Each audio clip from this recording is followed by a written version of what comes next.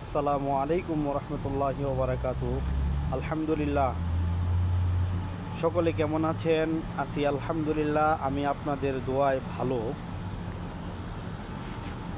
আমরা দেখতেছি অনেকেই মেম্বারের মধ্যে দাঁড়াইতেছে, চেয়ারম্যানের মধ্যে দাঁড়াবে।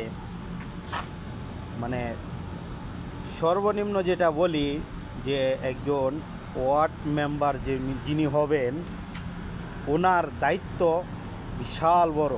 উনি মনে করে যদি ছোটো মোটো আমি একটা দায়িত্ব পালন করি তাহলে এটা ভুল হবে। দায়িত্বটা মানে সাধারণ একজন মেম্বার, ওয়ার্ড মেম্বার হবে, ওনার দায়িত্ব বিশাল দায়িত্ব।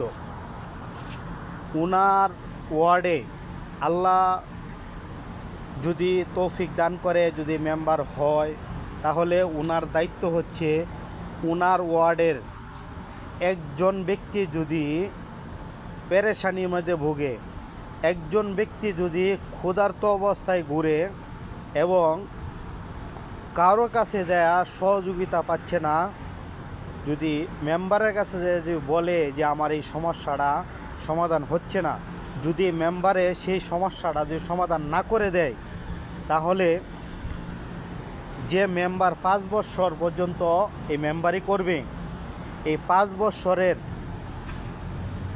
প্রতিটি সেকেন্ডের হিসাব আল্লাহ তাআলার কাছে দিতে হবে। যারা মেম্বার হবেন, অবশ্যই আপনার ওয়ার্ডে যে মানুষগুলো থাকবে তাদের সুযোগ সুবিধা যেভাবে তাদেরকে সহযোগিতা করা যায়, এভাবেই আপনি প্রচেষ্টা করবেন। দেখবেন আল্লাহ তাআলা আপনাকে দুনিয়াতেও দিবে এবং আখিরাতেও দিবে ইনশাআল্লাহ। আসসালামু আলাইকুম রহমতুল্লাহ।